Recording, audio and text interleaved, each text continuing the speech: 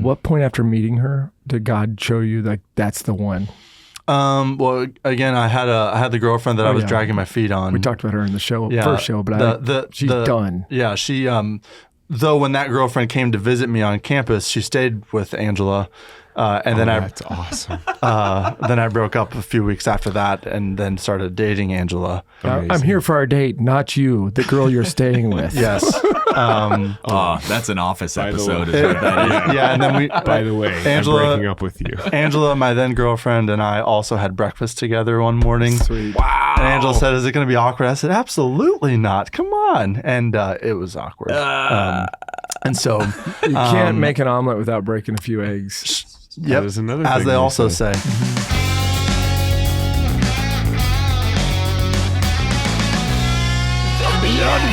The BeatiDudes. Hello, BeatiDudes. Welcome back to the Friday edition of the BeatiDudes, a podcast for Christian men seeking to grow in holiness, learning from and with each other, walking arm in arm, encouraging each other, helping each other on the road to holiness.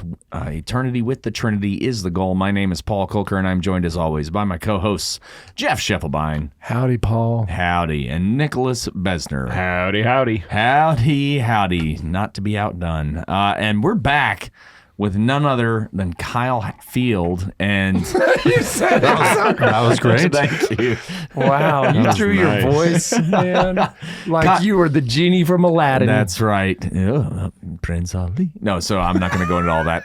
Kyle Hatfield is back with us. Yes. Welcome back to the Snap. show. Snap, Snap. If you want to get Snap. the slow clap reference, go back to the Monday episode. And if you enjoyed the Monday episode, share it with a friend. A lot of great stuff about Catholic leadership, specifically the Catholic Leadership Institute, CatholicLeaders.com. Check that out. Paul, can I say, I don't even care if you like to share it anyways. Oh, yeah. Let's not make this a tough gate for you to cross. Just share it. If you watched any part of it, share it. Or if you didn't, lower that barrier. if you hear my voice, if share it. if you're here right now, Yeah. stop what you're doing and share. So we're that. about to ruin. Share that puppy. Yep. But welcome back, Kyle Hatfield. So good to have you here. I think today we get to learn a little bit more. You kind of mentioned it. You teased it a little bit in the Monday episode where Without you said, threatening. Yeah, there were. That's right, without the Jeff version of teasing. But you talked about kind of a roller coaster ride of conversion, sort of falling away, reversion. Paint that picture for us. Like what actually happened in that time period? Yeah, sure. So I grew up. I think Lutheran is probably the denomination I'll peg it as.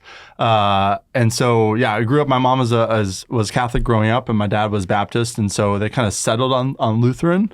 And so every now and then growing up, I went to Lutheran services. But funny enough, every year we went to the cathedral in Toledo, where I'm from. And that was where we always went to Christmas and sometimes Easter Mass because it was beautiful and it was great. So, but for me, I went to a Catholic school my whole life. I went there because they had a full day kindergarten 5 days a week. Was it called Holy Toledo? No, it was called St. Francis Education Center. Oh, that sounds So close. Yeah, Sure. Almost as catchy. Yeah, almost as catchy. But I went there my whole life. Went to a Catholic high school, and it was at the high school that I was more or less cornered by a priest, Father Eric Shield, who was our new president of our school. And he really just started investing in me. And so I went to the school for sports. But he, I guess, saw something else in me. And so he really discipled me. And brought me on a retreat and became Catholic my senior year of high school in October. Wow. So, it was. What is when somebody's listening to this and I say, like, okay, you were discipled, like, what does that mean to you? For me, it was he hit me over the head with truth so hard that I couldn't say no to it. And so, just showed me the Lord's love and what true joy in life looks like. And I came to realize, looking back, just the fact that sports and all those things I aspired to weren't going to be there forever. That wasn't it, yeah. And so, but the Lord's love and his eternal goodness would be. And so that was something that I really just, started going down the path of. What was that process? Was it like, okay, we went on a retreat and in 3 days I'm like no longer Lutheran? Yeah, sure. So I went on a retreat, I think in February of 2011, something like that.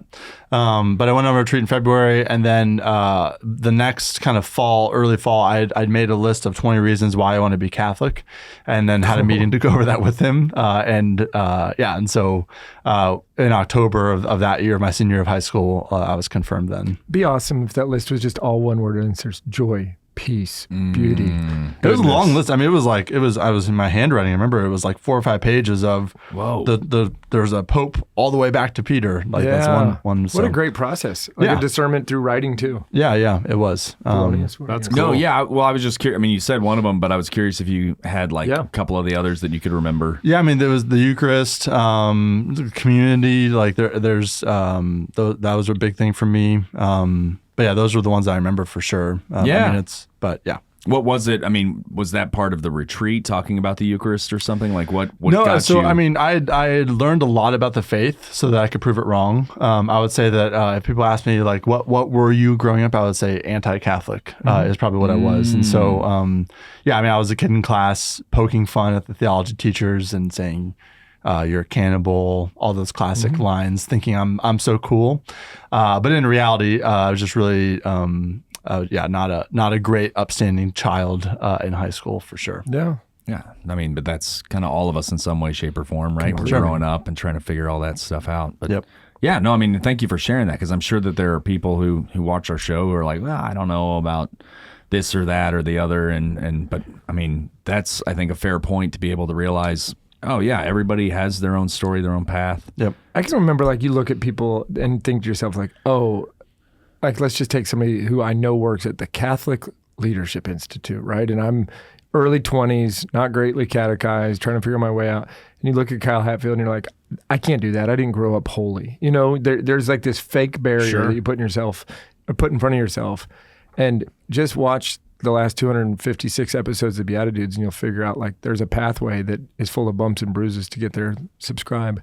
But I think there is something, I'm being goofy, but I think there is something very real in this story, which is like, look, you have this incredible gift right now where you're helping people to evangelize. You're empowering them. You have this beautiful family. You have a holy family.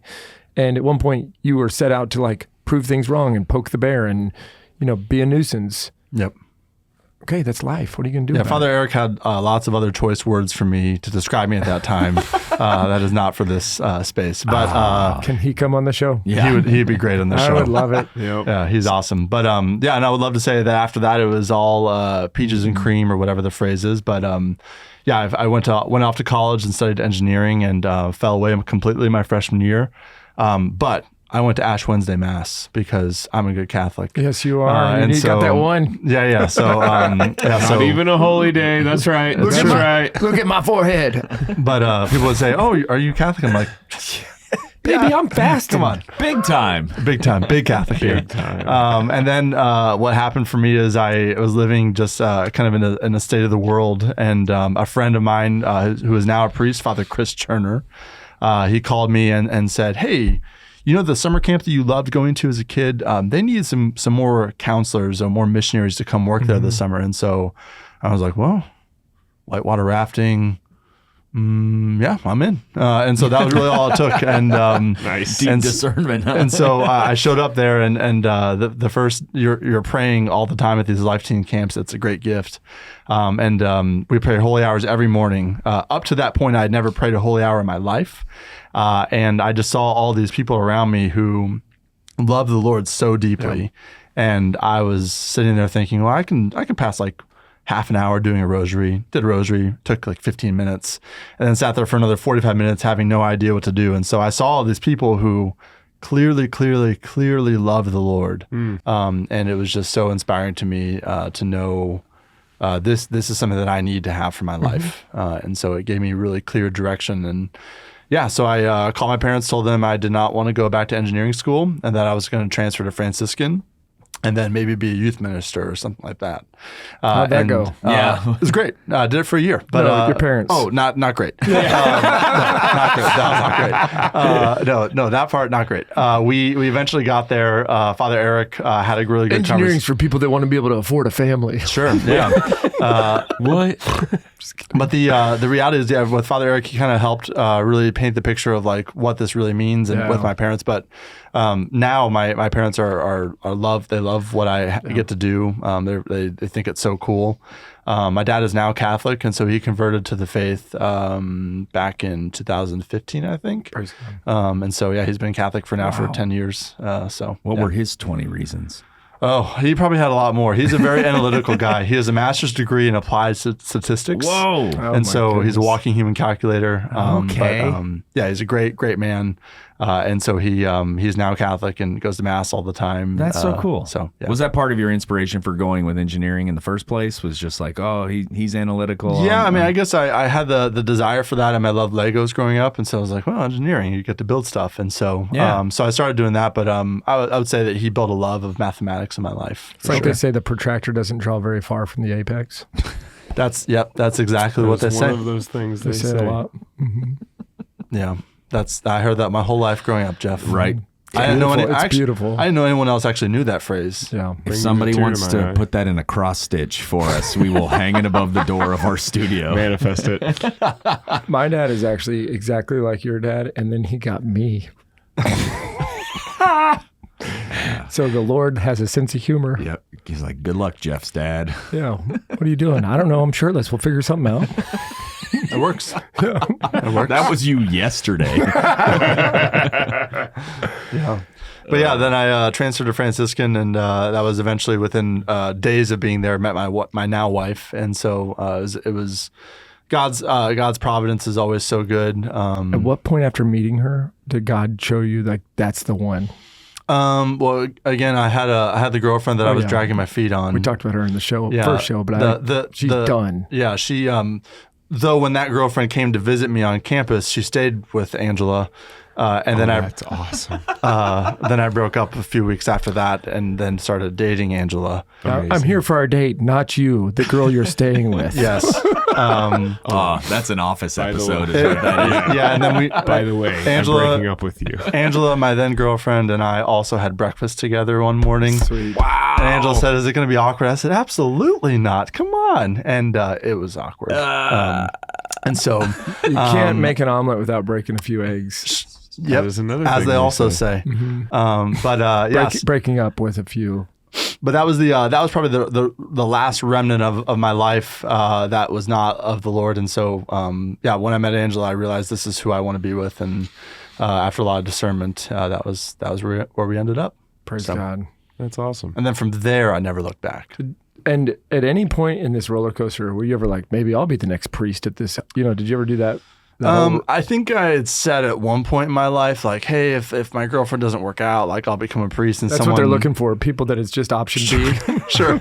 And someone told me in that exact moment, the next response in the conversation was, Kyle, that's not how discernment works. And looking back, that was a very wise statement of helping me understand kind of why do you discern things and how do you discern things? And so that was good for me. Baby, we're here in Paris, and if you don't take this ring, I'm getting a collar. Yes. I mean, priests wear a collar, but the rest of us are on a leash, so.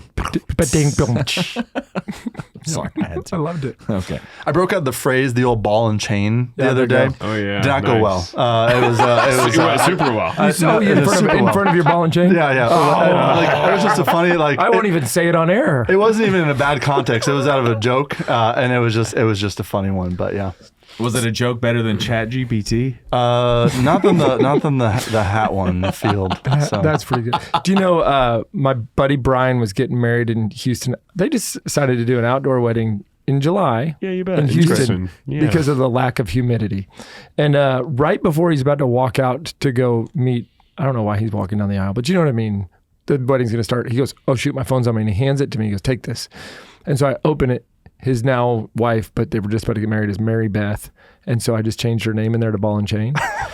But get this, there's no reason for them to call each other. From that moment on, they're together. The next morning, they're hanging out with friends. Yeah, then they go on a honeymoon. They get back from a honeymoon. And he literally gets a call and it says Ball and Chain. And he goes, "How did my phone do this?" It's like a week later. Is this an automatic thing that just happened? Siri, no. Man, I'm going to a wedding, and there's no way Jace is going to listen to this between now and then. So. No. Yeah, you just got to sneak that phone, change some stuff. Coming for you, Jace. Yeah, we got you. We got you, Ball and Chain. Yep. Yep. Yeah, there's I think going back to kind of why I was thinking about being Catholic and those things, the quote that comes back to me now is Father gave me the book The Imitation of Christ by Thomas à Kempis, and that's an easy thing to get through. It's just a easy morning read. But he said in that, if you're humble and submissive to Christ, you will find peace in all you do. There's a quote from the Catechism that says, abandonment to the providence of the Father frees you from anxiety about tomorrow. And those things have just been driving sentences in my life and just kind of verses of seeking peace and abandoning myself to whatever the Lord is desiring of me, because it's always better than my plans. And that's just the kind of summary of it all. Beautiful. If either one of those was shorter, it would be the name of this episode. Sure. It doesn't fit on the Abandonment. thumbnail. Probably won't fit in the YouTube You can just put title. catechism quote and then just call it that. CC. Yeah. Something from this big book. Oh, there you go. Yeah. Cool. This is unbelievable. I'm so grateful to get to know you better. Yeah. You did Sunday school for one of my kids. I think my daughter was in your Yeah, we did. St. Anne Kids small group. Yep. She saw you at the National Eucharistic Congress and she lit up. It was Amelia and she was like, that's him. And I'm like, don't look at him, baby. He's working. I'm just kidding. Why not? No. It's always cool. I can see you everywhere I go because I'm tall like your wife. But Oh, wait, I have one question. please go for it. If you type in FR in your phone, how many names pop Goodness. up? Can we all do That's this? a good question. He's got a million. My phone's across the room. Yeah. Probably, I don't know. I just spelled 75? father wrong. I don't know. 75. That's got to be the record. It depends on how many I've actually saved over time. Sure. It's a pretty good list. But Jeff's you were got just at least talking 20, it looks like. Yeah. You were just talking like working with all these priests and then Yeah, working that's with all cool. these bishops. Like, man, you must know people all over this country. Yeah. We do. We get to work with a lot That's by really the grace cool. of God. So it's I great love stuff. it. Awesome. Anyways. Well, yeah, go to CatholicLeaders.com to check out more about .org? that. Did I say .com? .org. I'm sorry, .org. It'll be memorable now. All of that CatholicLeaders.org. all that .com talk. If you will just org this in your phone correctly, it'll be .org. You organize it. I shorten every word. I'm a walking URL.